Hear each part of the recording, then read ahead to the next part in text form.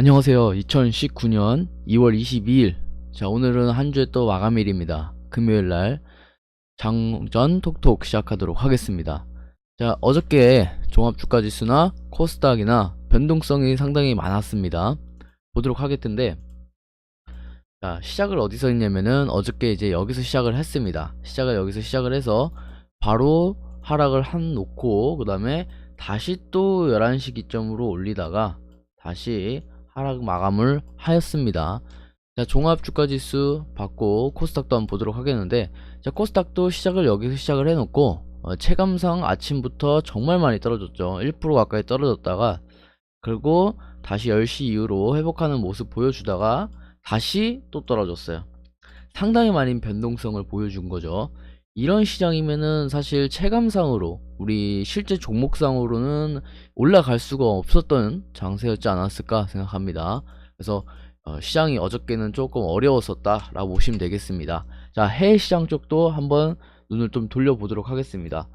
자, 일단은 유럽 시장부터 한번 볼 텐데, 유럽 시장이 조금 분위기는 이렇게 빨갛게 물들어 있지는 않습니다. 영국이 뭐 1% 가까이 빠졌고, 그 다음에 나머지 두 국가 역시도 보합권에 마감을 하였습니다. 그래서 요 상태가 지속이 끝나고 나서 이제 미국장이 이어지는데, 미국장 역시 크게 상승했다기보다는 좀 파란불을 띄었습니다. 그래도 다행히도 시가 대비해서 그렇게 많이 떨어지진 않았지만은, 그래도 미국 역시 변동성이 조금 있었던 장이었던 것 같습니다. 시가에서 아침에 저희랑 좀 비슷했던 게, 우리나라랑 좀 비슷했던 게, 시가 대비해서 11시 기점으로 떨어뜨리고 다시 회복을 했다가 다시 마감할 때는 떨어뜨렸던 어떤 변동성이 조금 있었던 장세였던 것 같습니다. 그래서 오늘 장세 또 금요일이기도 하고, 오늘 또 어떤 장세 좀 보일지 모르겠지만은 그동안 상당히 많이 올라왔다라고 생각이 돼서 조금 거기에 대한 조정 정도는 항상 기대를 해야 됩니다. 항상.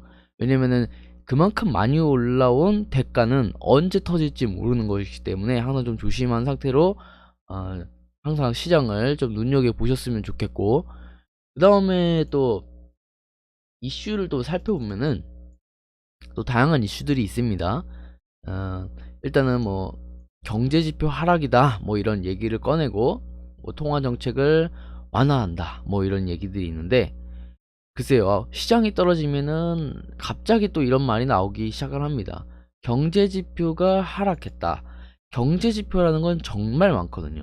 근데 단순히 그 많은 것 중에 하락한 거를 꺼내놓고 시장의 하락을 경제지표의 하락 때문이다 이렇게 얘기하는 거는 사실 옳지 못한 해석이지 않을까. 그러니까 변수를 하나만 두고 있기 때문에 그런 얘기를 하지 않을까. 사실상 네, 실제상으로는 떨어지지 않았어요. 사실 떨어졌다라고 하기에는 다소 무리가 있습니다. 미국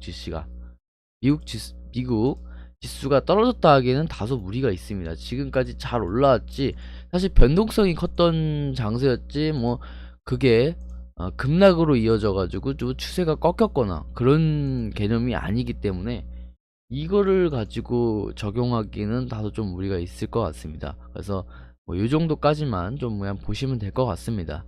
네. 왜냐면 시장이 올라갈 때는 실제로 경제지표가 하락이 나온다 하더라도 그게 반영이 안 되면은 언론에서 따로 표현을 하지 않습니다. 그렇기 때문에 뭐 그냥 요 정도 보시면 될 것 같고, 그 다음에 두 번째는 이제 무역 협상에 대한 얘기인데, 미중 무역 협상 양해각서를 약간 아까 이런 분위기, 끝낼 수 있다는 어떤 분위기를 드러났는데도 불구하고 어저께 뭐 마감, 우리가 그 급등장세가 나오지 않았다는 거에 대해서 뭐 이렇게 뉴스를 나오고 있습니다.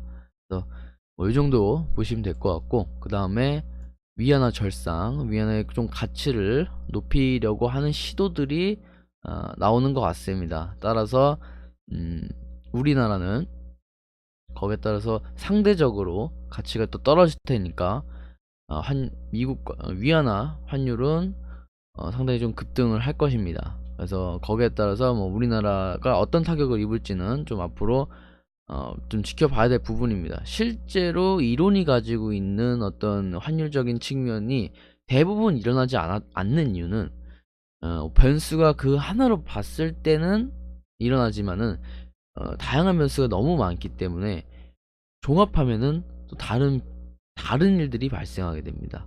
그래서 이거는 이제 그냥 시장을 지켜보는 게 가장 좋을 것 같습니다. 전반적으로 뭐 이렇게 좀 봤는데, 그 다음에 또 하나만 더 보도록 하겠습니다. 최근 들어서 요게 좀 많죠. 증권거래세를 이제 폐지한다. 그래서 초단타 매매가 등장을 할 것이다 라고 하는데, 사실 초단타 매매는 이미 지금 시장의 거의 대부분을 차지하고 있습니다. 왜냐면 지금은 더 이상 사람이 매매를 하지 않고, 더 이상 초단타 매매는 프로그램을 통해서 매매를 하고, 슈퍼컴퓨터, 양자 컴퓨터를 이용해서 매매를 합니다. 그래서 지금은 사람이 아니라 알고리즘 되어 있는 어떤, 스스로 판단해서 스스로 매매하고 스스로 파는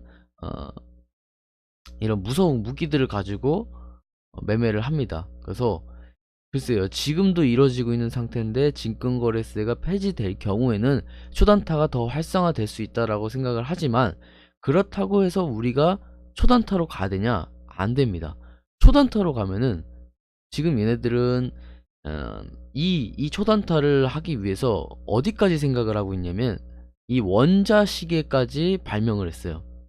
0.0001조차도 오차도 발생시키지 않기 위해 원자 시계와 그 다음에 다른 사람의 행동을 보기 위해서 여러가지 그 매수를 교묘하게 알고리즘을 토대로 그 사람이 실수하길 바라도록 알고리즘이 설계가 돼 있어요. 그렇기 때문에 더 이상은 이제는 인간이 내줄 수밖에 없는 영역이게 된 것 같습니다. 그래서 정말 좀 힘들어질 수 있는 단타가 조금 더, 그래서 아예 도전 자체를 뭐 막는 건 아니겠지만은, 네, 웬만하면은 지는 게임에서는 참여를 하지 않는 것조차도 이길 수 있다라고 생각을 합니다. 그것조차 이기는 게임이라고 생각을 하기 때문에, 아무튼 뭐 여기까지 좀 하고, 자, 오늘 또 금요일이니까 오늘 좀 마감을 해서 또 다음주 월요일날 뵙도록 하겠습니다. 이따가 장우톡톡 때 또 뵙도록 하고, 수고하셨습니다. 오늘 화이팅 하시기 바라겠습니다.